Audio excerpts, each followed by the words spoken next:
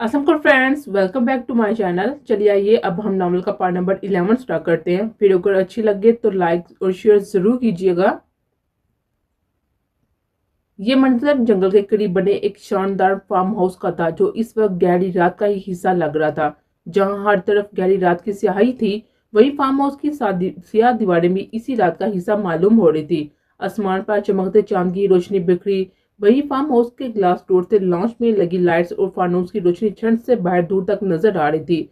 तभी बैठे हुए वजूद ने सारी लाइट्स को बंद करके हाथ में थामे रिमोट से फानूस की रोशनी को कम करते हुए रिमोट सामने टेबल पर रखा। खड़े होकर एक नजर हाथ में बंदी घड़ी पर डाली तो होंठों पर फुट इसरार से मुस्कुराहट ढींग गई। सोफे से खड़े होते हुए कदम लॉन्च के दाएं जानब बनी राहदारी की तरफ बढ़ाए तो वहशत बड़ी खामोश में टिक टिक की आवाज गूंजना शुरू हुई।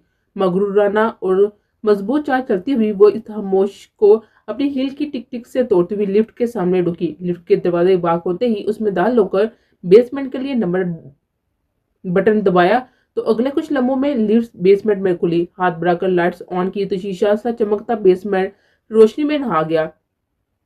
बेसमेंट में एक अलग ही दुनिया कायम थी, जहां बड़े से लग्जरी लॉन्च में सफेद मरमरी चमकते फर्श पर अपना अक्स तक दिखाई दे रहा था। लॉन्च को ऑफ वाइट और गोल्डन रंग की इम्तियाज से सेट किया गया था। ऑफ वाइट सोफे जिस पर लाइट गोल्डन कलर के कुशनर्स पड़े हुए थे। सोफे के सामने शीशे की मेज जिसके किनारे पर गोल्डन डिजाइन बने हुए थे। टेबल के बिल्कुल ऊपर लॉन्च के वस्त में लगे गोल्डन फानूस से लॉन्च की खूबसूरती में चार चांद लगे हुए थे।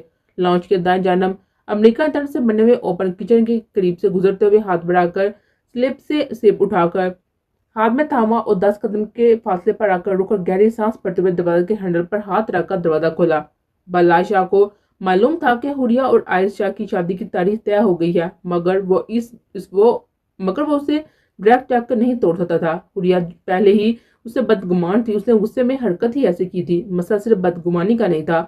वो पसंदीदगी जिसकी झलक बेलाशा को हुरिया की आंखों में दिखाई दी थी, वो इस दिन के बाद कभी दिखाई ना दी। उसकी कान सी शफाफ आंखों में बेलाशा ने अपने लिए नफरत महसूस की थी और अब बेलाशा को हुरिया की नाराजगी खत्म करना थी। वो पाकिस्तान कब का आ चुका था, मगर उसने बेराम शाह की आंखों में धूल झोंकने की कोशिश की कि वो अभी तुर्की में ही है। आयसान को शादी के दिन कत्ल करके उसका किस्सा हमेशा के लिए खत्म करना चाहता था, क्योंकि वो सच में बेरहम शाह था। उसकी नजर में दुश्मनी का मतलब मारना या मार देना था, ताकि ना कि इंसानियत या रिश्तों के वास्ते दुश्मनी से पीछे हट जाना। शादी वाले दिन वो हवेली मौजूद था, मगर हर कोई उसकी मौजूदगी से ना वाकफ था। आईसान पे निशाना ताने उसे मोड़ के गार्ड उतारने ही वाला था जब अपने गर्दन पर कोई चीज चुभती हुई महसूस हुई। उसके अगले ही पार बेजान होते हुए हाथों से बंदूक छूकर जमीन बोस हुई। अपनी बंद होती आंखों को बामिज खोलने की कोशिश करते हुए अपने पीछे खड़े लोगों को देखना चाहा, मगर पल में आंखों के आगे अंधेरा छा गया। 2 घंटे पहले से वो होश में आ चुका था, मगर कमरे में छाए गुप्त अंधेरे से वो जगह और वक्त का अंदाजा नहीं लगा पा रहा था। मगर जो चीज बिलाशाह के सीने में आग लगाने का बायस बनी थी, वो थी हुरिया शाह का आयशा का हो जाना। ये बात बिलाशाह को अनदेखी आग में जला रही थी। अभी वो अपनी ही सोचों में गुम था कि कमरे के बाहर किसी के चलने की आवाज से ठटका। कदमों की चाप जैसे जैसे करीब हो रही थी, वैसे वैसे बिलाशाह के गुस्से का गिराह पड़ रहा था। वो जो भी था बिलाशाह के कहर से बचने नहीं वाला था। तभी कमरे का दरवाजा खुला तो बिलाशाह ने साथी से अपने जबड़े बीछ लिए थे। इतनी देर अंधेरे में रहने के बाद दरवाजे से आती लॉन्च की तेज रोशनी में आंखों में चुभन सी हुई थी। अपनी गहरी सी आंखों को जोर से बंद करके खोला तो नजरें दरवाजे के बीचों बीच खड़े वजूद पड़ गई। अभी बिलाशाह गौर करता किसी वजूद ने कदम आगे बढ़ाकर दरवाजा अपने पीछे बंद कर दिया। कमरे में एक बार फिर से सकूत छा गया था। हील की आवाज ने बिलाशा को ठिठुरने पर मजबूर कर दिया था। तभी अपने चेहरे के करीब किसी की गर्म सांसों की तपश महसूस हुई तो बिलाशा ने अंधेरे में इस वजूद को घूरना चाहा कि एकदम से कमरा रोशनी में नहा गया। अपनी आंखों को जोर से बंद करके खोलते बिलाशा ने कहर बड़ी नजरों से सामने देखा, जहाँ सफेद पैंट शर्ट के साथ पिंक घुटनों तक लॉन्ग कोट पहने, स्ट्रेट बालों को कांधों पर खुला छोड़े, गुलाबी बड़े बड़े होंठों पर रेड लिपस्टिक लगाए, बुरी शाह रंग आंखों में चमक लिए, गले में पहने हुए पेंडेंट पर लिखे लफ्ज बी पर उसे दाएं हाथ की उंगली फेरते हुए बिलाशाह के देखने पर आंख दबाई तो बिलाशाह ने अपने बांधे हाथों की मुठ्ठियां बीच कर अपने इत्तेशाल पर काबू पाने की कोशिश की। सभी जानते हैं कि मोहब्बत को अजल से जवाल है, मगर तुझसे करने को हसारे कौन देखेगा। बिलाशाह के चेहरे पर झुकते पुर इसरा लहजे में शेर कहते एक ही झटके में बिलाशाह के होंठों पर लगी टेप को खींच कर उतारा तो बिलाशाह ने जबड़े बीच कर खून चलती आंखों से सामने खड़ी लड़की को देखा, जो इस कदर खूबसूरत थी कि कोई भी उसको देखकर दिल हार बैठे। मैं तुम्हारी चमड़ी उधेड़ दूंगा सिबका शाह, तुम्हारी हिम्मत भी कैसे हुई ये घटिया हरकत करने की? अगर अगले 10 सेकंड में तूने मुझे आजाद ना किया तो अपना अंजाम सोच लेना, बेवकूफ लड़की। तुम्हारी वजह से अगर मैंने हुरिया शाह को खो दिया तो याद रखना, मैं तुम्हारी रग रग में जहर बनकर वो मौत दूंगा कि ये देखने वाले तौबा कर उठेंगे। शेर से दाढ़ लिए घुरा कर कहा तो कस्बा शाह ने जामी शिकवा की नजरों से बिलाशा के खून छलकते चेहरे को देखा। मैं तो तुम्हें हमेशा के लिए अपनी मोहब्बत में कैद करना चाहती हूँ बिलाशा। दुनिया के तौबा करने का तो नहीं पता, मगर मेरी मोहब्बत पर ऐश ऐश जरूर कर उठेगी। मेरी रग रग पर तुम क्या जहर बढ़ोगे बला? यहाँ तो पहले ही तुम्हारा इश्क खून की मार गर्दिश करता है। तुम्हें गुस्सा दिलाना है, गुस्सा दिखाओ। तो बुरा बुल्ला कहना है, कह लो। तुम्हारा हर सितम सर आंखों पर, मगर अब तुम हुरिया का नाम मत लेना। बिलाशा किससे अज्ञानी आंखों में अपनी शत रंग आंखें गाड़े दबे दबे लहजे में चिल्लाकर कहा। तो बिलाशा ने नागवार से सिबगा शाह की तरफ देखा। आवाज नीची रखो जाहिल औरत, बहुत अच्छे से जानता हो किसके दाम पर इतना उछल रही हो। बेराम शाह ने साथ दिया है ना तुम्हारा, वही है ना इस सब के पीछे? क्योंकि ये तो नामुमकिन है कि बेराम शब के होते कोई उसके भाई के साय तक पहुंच जाए।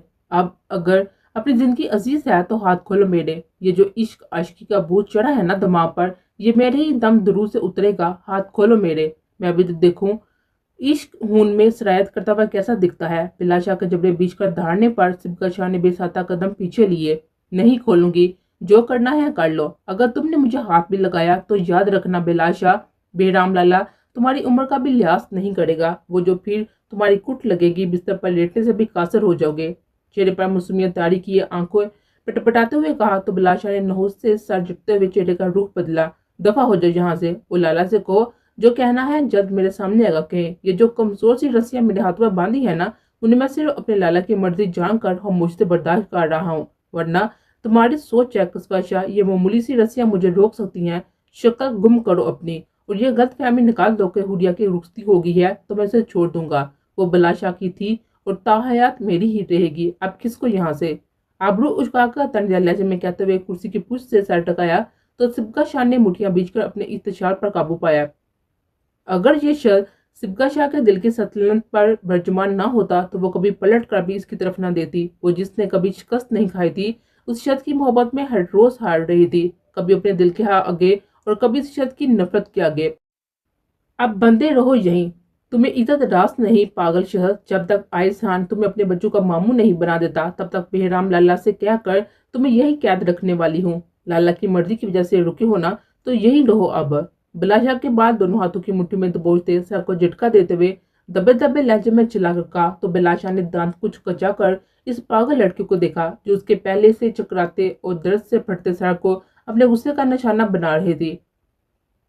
अभी बिलाशा गुस्से में फिर से कुछ कहता, झटके में बिलाशा के बालों को छोड़ते दरवाजे की जन्म दौड़ लगा दी, जैसे वो अपने लाला की मर्जी को बार में झोंक कर अभी इन रस्सियों को तोड़कर सिबका शाह की हड्डियों का सुरमा बना देगा। ये हरकत तो कर ली थी, मगर अब वो जानती थी कि यह शख्स उसे छोड़ने वाला नहीं। लाला, वो आपसे बात करना चाहते हैं। सिबगा शाह के कहने पर दूसरी जनक फोन कान से लगाए हुए खड़े बेराम शाह ने हनकोरा बड़ा। ठीक है, मैं कल तक आ जाऊंगा और अब तुम घर वापस जाओ, वहां न आना। बिलाश को मैं संभाल लूंगा। बेराम शाह के संजीदा लहजे पर सिबगा शाह ने सर असबाब हिलाया। जी लाला, मैं बस निकल रही हूँ। बिलाश की कल मीटिंग भी थी, मैं उसे अटेंड कर लूंगी। आप बस उन्हें संभाल लीजिएगा। सिबगा शाह के मुंह बसोर कर कहने पर बेराम शाह के होठों पर मुस्कुराए रेंगे। ठीक है, अपना ख्याल रखना, अल्लाह हाफिज। बेराम शाह के फोन बंद करने पर सिबका ने गहरी सांस भरकर कमरे का दरवाजा बंद बंद दरवाजे को देखा और उड़कर कदम लिफ्ट की जानब बढ़ाए।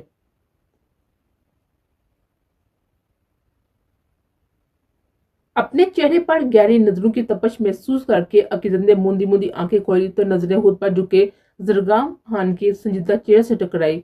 मगर जरगाम खान की नीली आंखों में जज्बात का ठाटे माटा समंदर देखकर अकीदत के गले में गिल्टी से उभर कर मदूम हुई। वो लाख कॉन्फिडेंट थी, मगर वो बेबाकी के मुजाहरे सिर्फ जरगाम खान के सामने मुकद्दस बेगम की कसम को तोड़ने के लिए करती थी। उसका शोहर था, उसके करीब बनना गलत तो नहीं था, मगर अकीदत का मकसद सिर्फ मुकद्दस बेगम को नीचे दिखाना था। मगर कल रात जब से जरगाम ने बताया था कि वो मुकद्दस बेगम को अकीदत से रिश्ता बनाने का कह चुका है, तब से अकीदत को अपने इर्द गिर्द हर तरह की घंटियां सुनाई दे रहे थे। वो जब भी जरगाम के करीब हुई तब जानती थी कि वो कभी भी अपनी माँ से किया वादा नहीं तोड़ेगा, मगर अब वो कैसे उस सर फिरे हान को रोकेगी? अगर वो सच में अपना हक लेने पर आ गया تو عقیدت کس طرح اس کا مقابلہ کرے گی؟ وہ تو اپنی سمندر سے گہری نیلی آنکھوں سے جب بھی عقیدت کو دیکھتا تھا تب ہر بار عقیدت کا ان آنکھوں میں اپنا آپ ڈوبتا ہوا محسوس ہوتا تھا۔ ایسے کیوں دیکھ رہی ہو اور کیا ٹائم ہوا ہے؟ زرگام خان کی لو دیتی نظر سے گھبرا کر ارد گرد نگاہ دراتے ہوئے مدھم لہجے میں کہا تو زرگام خان کے ہونٹوں پر مسکراہٹ رینگے۔ اب ڈر لگ رہا ہے میری شیرنی کو؟ عقیدت کی گردن سے بال ہٹا کر اپنی ناک عقیدت کی شرک پر سلاتے بوجھل لہجے میں چھیڑا تو عقیدت نے سختی سے اپنی آنکھیں بند کر کے کھولی۔ کیا مطلب؟ کس بات کا ڈر؟ اور ٹائم کیا ہوا ہے؟ اتنا بڑا کمرہ تو بنا لیا، ایک گھڑی بھی دیوار پر لگا لیتے تو کون سے پیسے کم پڑ جانے تھے تمہارے؟ زرگام کے کاندھوں پر اپنا ہاتھ رکھتے بات بدلنے کی کوشش کرتے ہوئے کہا تو زرگام خان نے مسکرا کر نفی میں ساڑی ہلاتے ہوئے عقیدت کی شہرک پر دانتوں کا دباؤ ڈالتے ہوئے اپنا شدت بڑا لمس چھوڑا۔ تمہارے آنے سے پہلے لگی ہوئی تھی، مگر جیسے ہی تمہارے آنے کی خبر ہوئی میں نے گھڑی اتار دی۔ عقیدت کے نیم واہ ہونٹوں پر شدت بڑا لمس چھوڑتے ہوئے ہمار آلود نظروں سے دیکھتے ہوئے بوجھل لہجے میں سرگوشی کی تو زرگام خان کی حرکت پر عقیدت کان کی لو تک سر پڑ گئی۔ کیا مطلب؟ میرے آنے سے گھڑی کیوں اتار دی؟ زرگام خان کی نیلی آنکھوں میں اپنی سبز نگینوں جیسی موٹی موٹی آنکھوں کو گاڑتے حیرت سے استفسار کیا تو زرگام خان کے ہونٹوں پر دلکش مسکراہٹ رینگے۔ عقیدت کی کمر کے گرد بازو لپیٹ کر اسے خود میں بیچتے ہوئے کڑوڑ بدل لی، کیونکہ تمہارے آنے سے پہلے میں وقت کا پابند تھا، اپنا ہر کام گھڑی کی سوئی کے گھومنے کے حساب سے کرتا تھا، مگر اب میں صرف تمہارا پابند بن کر رہنا چاہتا ہوں، تمہیں اپنی محبت کا پابند کرنا چاہتا ہوں۔ میری اجازت کے بنا کوئی اس کمرے کے دروازے کو ہاتھ بھی نہیں لگا سکتا، اندر آنا تو دور کی بات ہے، باہر والوں سے بے فکر ہوں میں، مگر اس کمرے میں چاہتا ہوں کہ تم باہر کی دنیا کو بھول جاؤ، نہ یہاں گھڑی ہوگی اور پھر نہ تمہیں وقت گزرنے کا احساس ہوگا۔ عقیدت کو اپنے سینے پر لٹائے خود میں ساتھی سے بیچتے بوجھل لہجے میں کہا تو عقیدت نے حیرت سے زرگام خان کو دیکھا جیسے اسے اس کی اس حرکت کی امید نہ ہو۔ چلو اٹھو، نماز کا وقت گزر جائے گا، مجھے بعد میں دیکھ لینا، تمہارا ہی ہوں۔ عقیدت کے چہرے کے گرد بکھرے بالوں کو سمیٹتے نرم لہجے میں کہہ کر عقیدت کا گال تھپتھپاتے بیڈ سے اتر کر عقیدت کے پرسکون چہرے پر ایک نگاہ ڈال کر کبڑ سے کپڑے لیتے ہوئے واش روم میں گھس گیا۔ عجیب رشتہ تھا ان دونوں کا، وہ اسے شوہر بھی مانتی تھی مگر اس کے باپ کو قاتل مانتا تھا، اسے دشمنی بھی مانی تھی مگر نفرت کرنا بس سے باہر تھا، چال بھی چلنی تھی مگر دھوکہ بھی نہیں دینا تھا، غرور توڑ کر منہ کے بال گرانا تھا مگر اس کی عزت بن کر عزت کی جان سے بڑھ کر حفاظت بھی کرنی تھی۔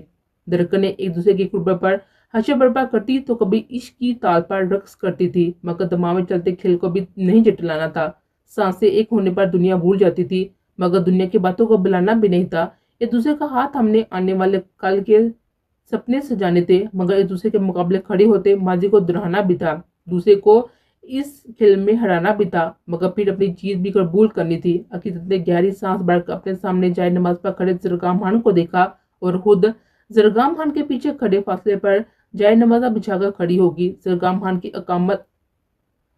خان کی امامت میں نماز پڑھتے ہوئے عقیدت شاہ کو اپنے رگوں پہ میں سکون سرائز کرتا ہوا محسوس ہوا۔ دعا کے لیے ہاتھ اٹھے تو عقیدت نے نم نگاہوں سے اپنے آگے بیٹھے زرگام خان کی چوڑی پوچھ کو دیکھا، نظر زرگام خان کی پوچھ سے ہوتی ہوئی اپنی ہتھیلیوں پر آن ٹکی، خاموش نم نظروں سے ہاتھ کی ہتھیلیوں کو دیکھتی نہ جانے کتنے لمحے سرکے گئے، چونکہ تو تب جب زرگام خان کے ہاتھوں کا لمس اپنے ہاتھوں کے گرد محسوس کیا۔ رحم مانگ لو عقیدت، کچھ سمجھ نہیں آ رہا تو رب کی رحمت سے بڑھ کر اور کچھ نہیں، وہ جب رحم کرتا ہے تو سب کچھ عطا کر دیتا ہے۔ زرگام خان کے نرم محبت بڑے لہجے پر عقیدت نے سر اتباع میں ہلایا تو زرگام خان مسکرا کر عقیدت کو دیکھتا اپنی جگہ سے اٹھ کھڑا ہوا۔